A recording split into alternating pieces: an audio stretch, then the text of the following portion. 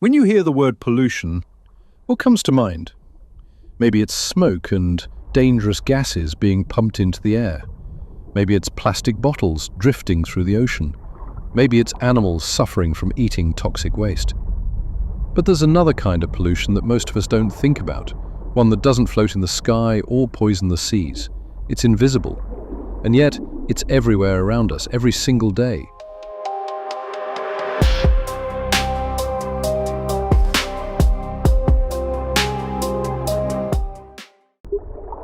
I'm talking about information. It's in our phones, in our TVs, in the endless text chains and email threads. It flashes on the smartwatches strapped to our wrists. It's baked into the checkout lines at the grocery store. Everywhere you turn, you're being flooded with more data, more updates, more noise. In today's world, escaping this barrage is almost impossible. But here's the question: are our brains even equipped to handle it? Back in 2024, a group of behavioral scientists published a letter in Nature.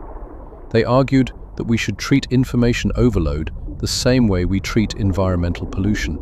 It may not poison our drinking water, but it poisons something else: our ability to think clearly. The constant stream of media, content, and notifications doesn't just touch one part of life, it touches everything. Think about it. The human brain is the most complex organ in the body. It runs our lungs and our heart. It controls our movements, letting us walk, hug, dance. It creates memories and emotions, shaping the way we experience the world. But even this powerhouse has limits. Push it too far, and it simply freezes. When the brain is overloaded, it's like trying to stuff too many files into a computer. Eventually, nothing runs smoothly. Suddenly, we can't focus, we can't act on information, and we can't even handle basic decisions. Sound familiar? How many times have you promised yourself a focused, productive day, only to open your phone and fall down a rabbit hole of TikToks or dog videos? And before you know it, it's already evening, and you feel guilty for wasting time. That's not just a lack of discipline, it's your brain's addiction to the dopamine rush from an endless stream of information. And the numbers are staggering. As of early 2023, there were almost 2 billion websites online. Every single day, people send over 117 million tweets. On Facebook alone, around 30 billion posts get shared every month. Try to process even a fraction of that, and it would be like binge-watching hundreds of billions of movies. Now, let's be fair. Technology does make our lives better. We can look up recipes in seconds, check if a headache might be something serious, work more efficiently, and stay in touch with people we'd otherwise lose.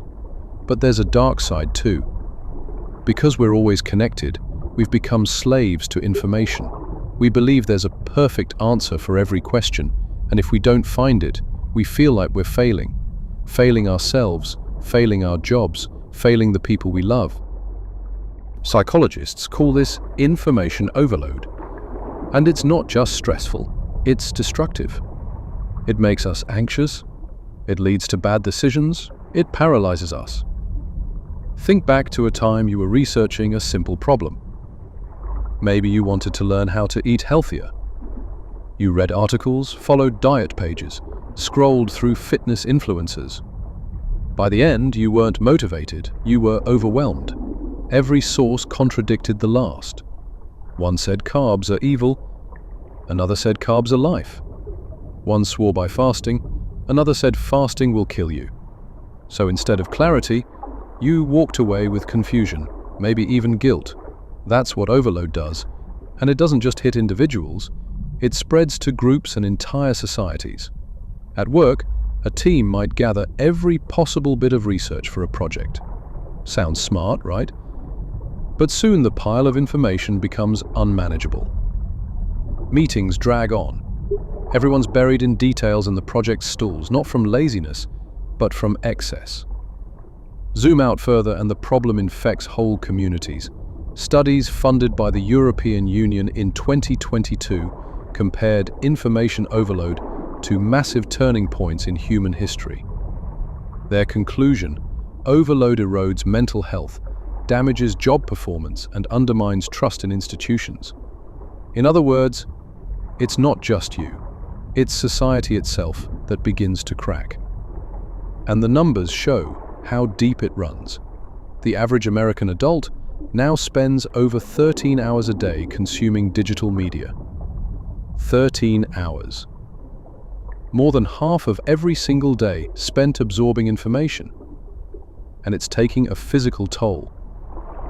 Multitasking on devices floods the body with stress hormones like cortisol and adrenaline. That's the same cocktail that powers the fight or flight response. No wonder we feel restless, anxious, even panicked after long scrolling sessions. Even tiny choices, clicking, swiping, deciding what to watch next, drain our mental energy. By the time someone asks, "What's for dinner?" you've already made hundreds of micro decisions. That's why small questions can spark big arguments. It's not about food, it's about exhaustion. Multitasking makes it worse. A Stanford professor once showed that people who juggle multiple streams of information don't actually remember more. They remember less. And every time they switch tasks, they lose focus. Add it up, and multitasking steals up to 40% of our productive time. But overload doesn't just rob us of time, it chips away at self-worth. Take social media.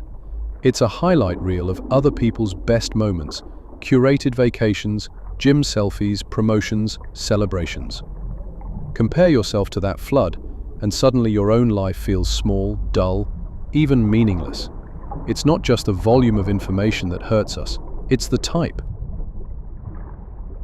And our obsession with measurement only adds fuel. We track our steps, calories, sleep cycles, productivity levels. But here's the truth. Not everything that matters can be measured. Love can't be tracked. Creativity can't be charted. Imagination doesn't fit neatly on a graph. The irony, one of the most famous health rules, 10,000 steps a day, wasn't based on science at all. It came from a Japanese pedometer marketing campaign in the 1960s. Yet today, it's burned into almost every fitness app. Proof that even rules we live by can be arbitrary. And that's the heart of the problem. We're drowning in information, yet so much of it is shallow, misleading, or outright false. But let's not forget, on the other side of the globe, millions of people have the opposite problem. They lack access entirely. In the US alone, more than 40 million people don't have reliable broadband. In developing countries, the digital divide is massive. While some of us are suffocating under too much content, others are locked out of opportunity altogether. That contrast makes our era unique. Too much for some, too little for others. Both extremes damaging in different ways. So, what do we do? Some experts suggest small changes. Turn off non-essential notifications, stop multitasking, take regular digital detoxes. Others push for something deeper, media literacy education, teaching people not just to consume information, but to question it, to analyze it, to reflect on what really matters. Because maybe the point isn't to escape the flood. Maybe that's impossible. Maybe the point is to learn how to swim in it without losing who we are. At the end of the day, what matters isn't how many headlines we read, how many steps we walked, or how many hours we spent staring at screens. What matters is what we become through it all. Are we still creative, still kind, still capable of love and wonder? Those are the things that give life meaning, and no algorithm can measure them. Thanks for watching. This is Mr. K signing off until next time.